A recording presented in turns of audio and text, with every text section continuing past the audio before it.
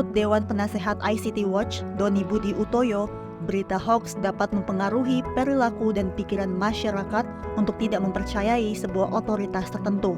Hasil Indeks Literasi Digital Indonesia menemukan 68% dari 10.000 responden tidak paham dalam mengidentifikasi kebenaran sebuah informasi. Dari survei tersebut, turut ditemukan bahwa mayoritas masyarakat seringkali mengakses informasi dari media sosial. Jadi hoax itu seperti benalu yang melekat pada pohon yang rindang. Jadi pohon yang rindang itu adalah pohon informasi, pohon event, pohon situasi. Misalnya apa? Yang rindangnya lagi soal penanganan COVID-19, atau sedang pemilu, atau sedang isu apa yang besar. Benalu-benalu itu akan nempel. Secara alamiah itu akan melekat. Nah, seberapa besar benalu-benalunya itu mengganggu ya, kalau didiamkan lama-lama dia akan bisa membuat pohon rindang itu menjadi meranggas, kan bisa menjadi mati. Nah, ada beberapa motivasi gitu mengapa orang menyebarkan memproduksi hoax. Jadi ada yang motifnya benar-benar cuma iseng aja, dia yang lempar buat joke gitu. Karena sebenarnya kan kita kalau melihat hoax itu ada 3. Jadi malinformasi, disinformasi, sama misinformasi. Misinformasi itu sesuatu informasi yang tidak benar tapi tidak untuk tujuan negatif. Orang sering bilang namanya salah kaprah. Disinformasi itu adalah berita yang tidak ada tapi kemudian dibuat-buat. Misalnya potongan-potongan penggalan-penggalan, tapi kemudian atau kayak AI sekarang, artificial intelligence, ya, si ini ngomong, padahal nggak pernah ngomong dia. Atau ada video apa, itu kemudian disampaikan. Itu disebut dengan disinformasi. Satu lagi adalah malinformasi. Malinformasi ini berita-berita potongan-potongan. Kejadiannya benar ada, tapi konteksnya diputus. Para produsen hoax ini, itu ada yang memang mereka adalah melakukan itu untuk bisnis. Mereka memang di-hire. Gitu. Ada vendor-vendor kebencian gitu, kalau kata kawan saya, vendor-vendor kebencian yang memang dibayar untuk menyebarkan itu. Jadi motifnya adalah duit, itu jelas. Motif yang lain adalah untuk mengganggu kredibilitas dari otoritas tertentu. Jadi yang perlu dibangun sebenarnya adalah critical thinking. Critical thinking itu adalah berpikir kritis. Berpikir kritis itu adalah kebiasaan untuk mempertanyakan dahulu informasi yang terima. Misalnya kayak gini, si ini begini-begini nih, atau ada kondisi seperti ini.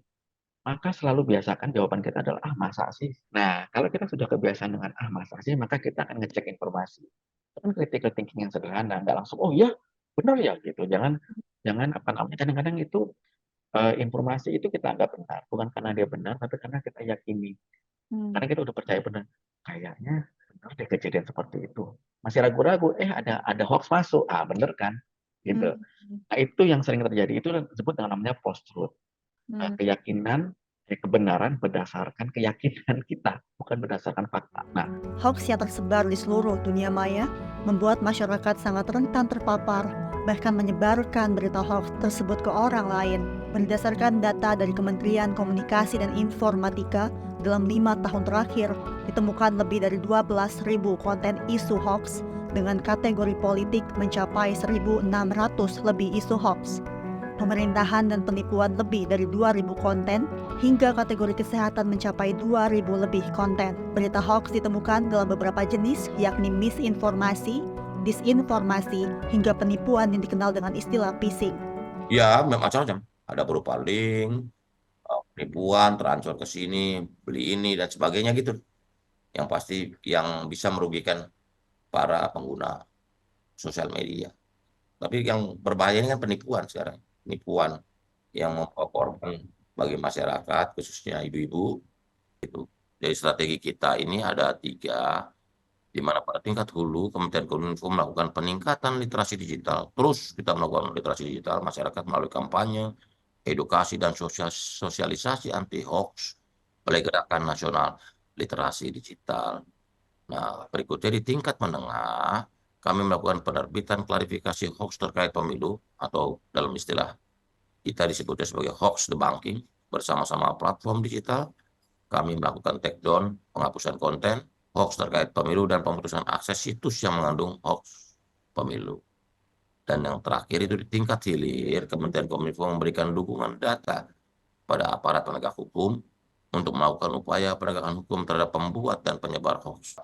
Jadi Kementerian Kominfo terus berupaya untuk meningkatkan kapasitas teknologi yang digunakan untuk mencegah penyebaran hoax di dunia digital, di mana saat ini Kementerian Kominfo menggunakan mesin crawling untuk mengidentifikasikan isu hoax dan konten negatif yang bekerja tanpa henti selama 24 jam dalam seminggu, di mana dalam satu kali perayapan atau crawling selama 5-10 menit dapat mengidentifikasikan jutaan hoax dan konten negatif.